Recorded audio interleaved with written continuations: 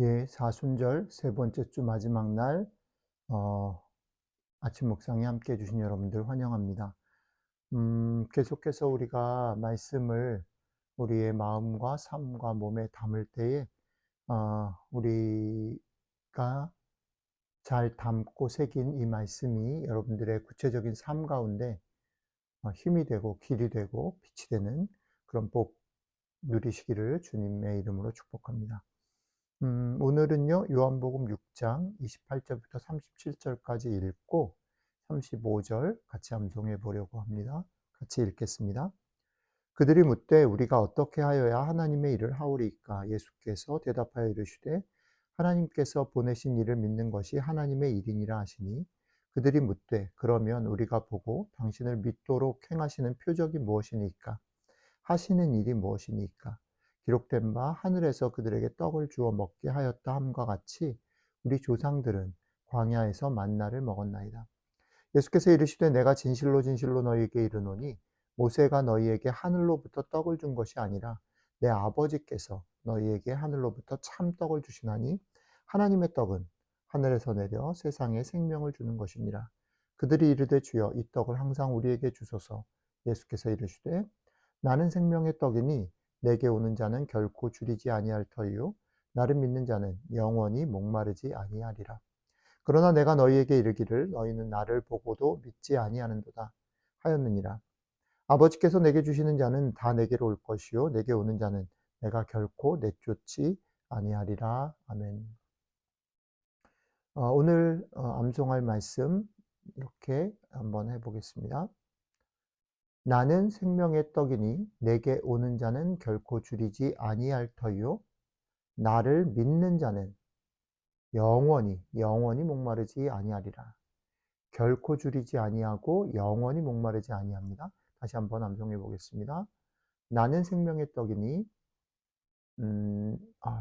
내게 오는 자는 나는 생명의 떡이니 내게 오는 자는 결코 줄이지 아니할 터이요 나를 믿는 자는 영원히 목마르지 아니하리라. 아멘.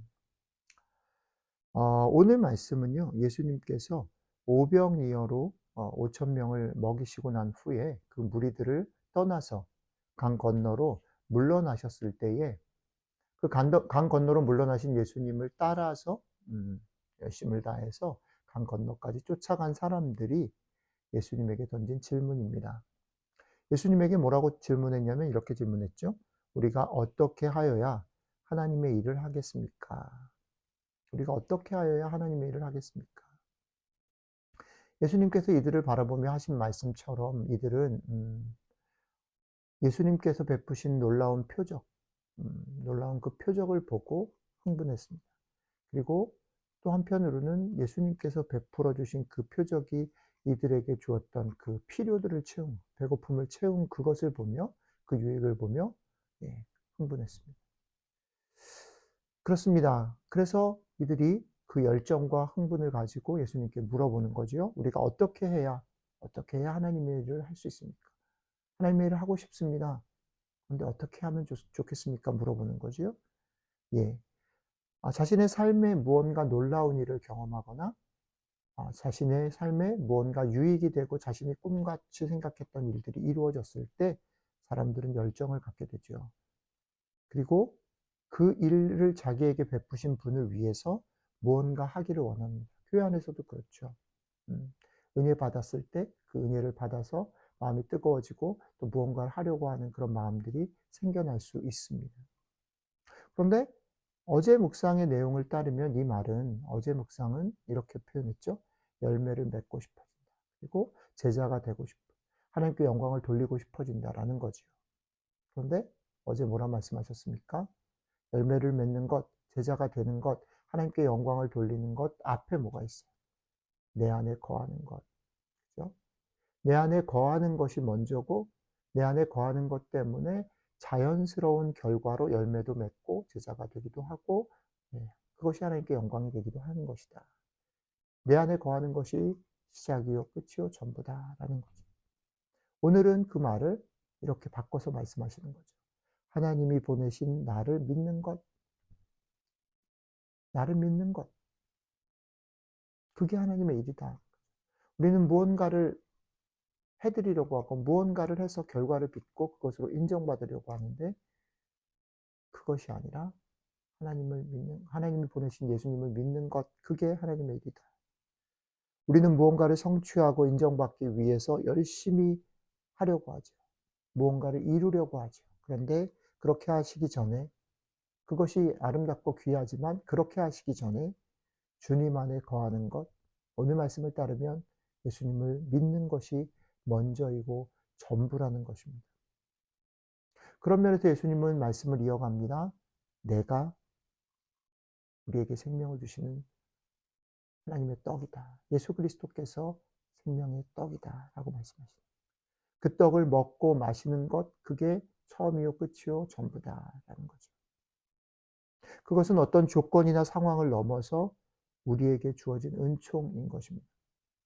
조건이나 상황을 넘어선 은총이라는 건 뭐냐면 우리가 열심히 했기 때문에, 우리가 기도했기 때문에, 우리가 지금 암송을 하고 있기 때문에, 우리가 교회를 열심히 섬기고 봉사했기 때문에가 아니라, 아니 역으로 말하면 오히려 우리가 실패하고 그렇게 살지 못했을 때, 우리가 낙심 가운데 있을 때, 우리가 정말 그렇지 못한, 자녀답지 못하고 제자답지 못하다라고 낙심해 있을 때 오히려 아버지 되시는 하나님, 우리를 창조하신 하나님은 우리를 보시면서 마음 아파하시고 당신의 은총을 더 베풀어 주신다라는 거죠.